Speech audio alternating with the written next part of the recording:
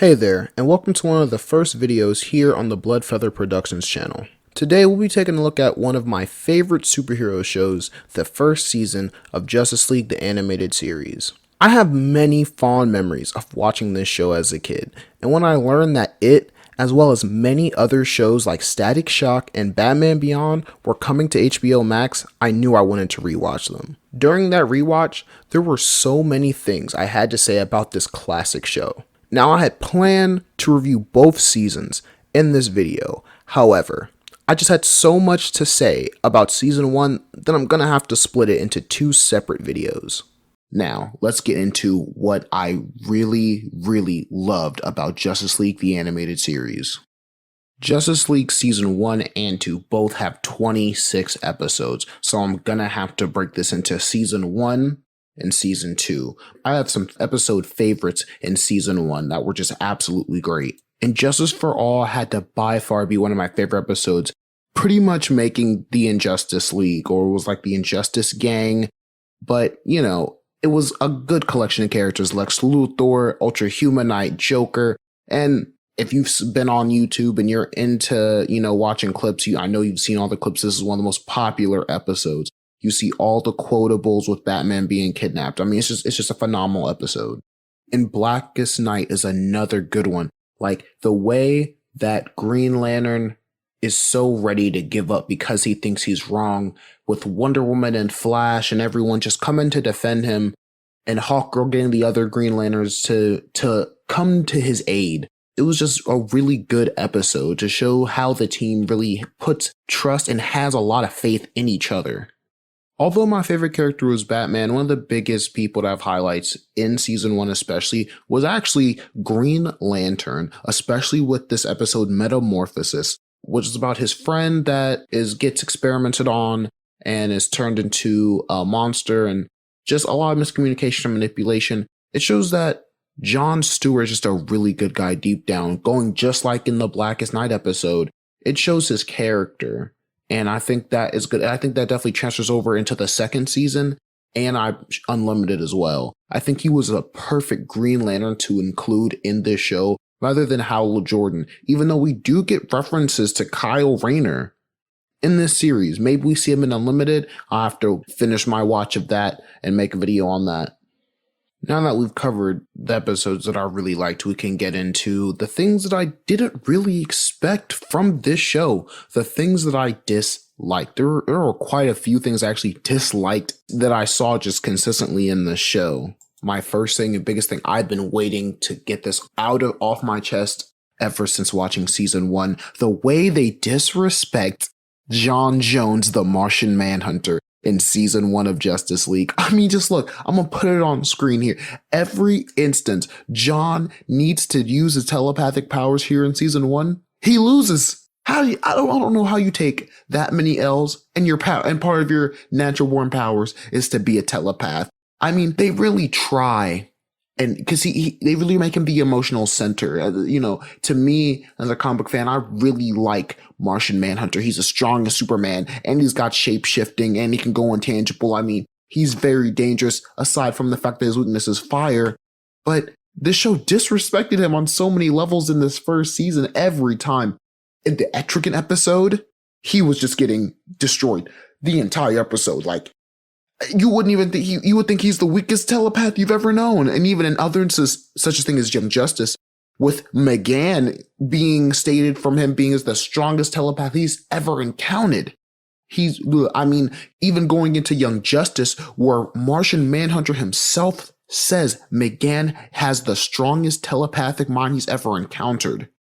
And at least in Young Justice, he kind of makes himself useful. He's a little bit more. But here in Season 1, it's really sad. I'm sorry, I can't. Okay, I'll stop it. But just every time he makes it look like the worst superhero. Like, not the worst superhero, but just the worst telepath.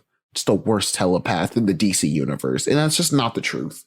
Give Martian Manhunter his respect.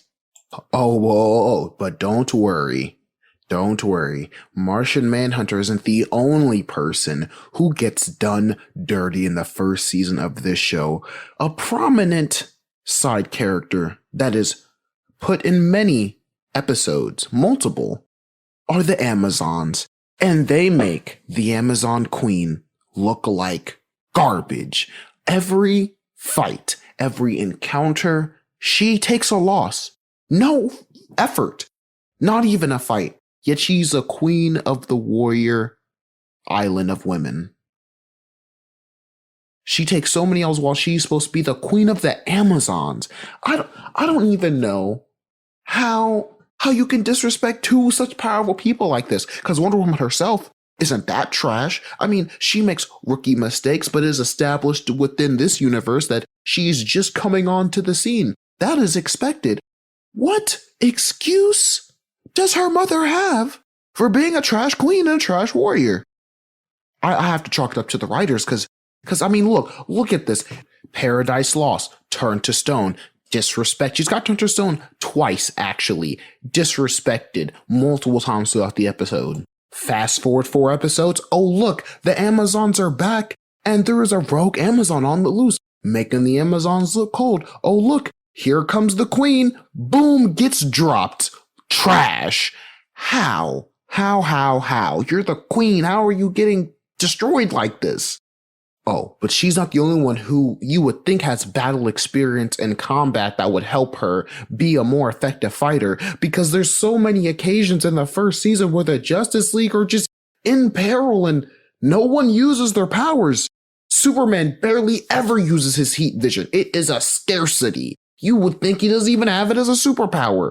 Sometimes Martian Manhunter just doesn't, or I guess can't, go intangible for seemingly no reason. The Flash underutilizes his speed, and before I hear the fanboys, yes, I know, it is Wally West, who isn't the best thinker per se, but he's still a very effective Flash and should know how to control his speed powers and use his speed effectively at all times. The only person who stays in character is Batman. And when he gets it from behind, it's because he gets a cheap shot, because he's Batman. I mean, Wonder Woman has an excuse, and Martian Manhunter kinda gets a pass because he wasn't really a superhero by trade. But what about Green Lantern, Hawkgirl? Both soldiers, okay? Superman should know what he's doing. I guess Wonder Woman also gets thrown into the rookie category, and Flash is in between because we don't really know how long he's been operating as the Flash. But I mean, it's stated times in the show, multiple that they've known each other for years. There are years of gaps in time in between these episodes, and they still make rookie mistakes. Can't work as a team. It's ridiculous. And it's a little bit of continuity writing. It takes me out the show a little bit. But I mean, that's just season 1 for you. With everything being a 2-parter, it makes it difficult. You're always left on a cliffhanger or a resolution that leads into the next thing. Then being a 3-parter is fine, but I really think season 1 could have used at least 1 or 2 breakup episodes to break up the monotony. Every time it's a part 1, part 2, part 1, part 2. That kind of gets off, especially at 26 episodes, and the next season has 26 episodes. On to the final 3 episodes, The Savage in Time, where the Justice League have to go back in time to stop Vandal Savage, who's changed the past. Which is cool. However, because the Justice League show is so grand in scale, I didn't even realize it was the season finale. I didn't realize I was that far until I realized it was a 3-parter, and then I looked and, oh look, I was done with the series. It didn't really pop. It didn't really have a resolution feel to it. It made me think there was just going to be another episode next week, which I feel could be kind of confusing. But I mean, who knows? Back then, they could have already known that season 2 was on the way, or maybe it was already in development, for all I know. Most of the time, everyone stays pretty close to the comic accuracy of their character. Batman's a loner, Superman's a Boy Scout. Wonder Woman has trouble understanding the customs of man's world. Hawkgirl is brash. Flash, Wally West Flash, gotta keep that in mind, is the funny man. John Jones is the mental heart, and for the most part, they stick to those characters, at times deviating for character growth. It is very obvious the steady up towards of the increasing closeness of the relationship between Hawkgirl and Green Lantern. I think it's handled very well. Another thing this show does is introduce very adult themes very effectively. So many of the world-ending perils feel very real.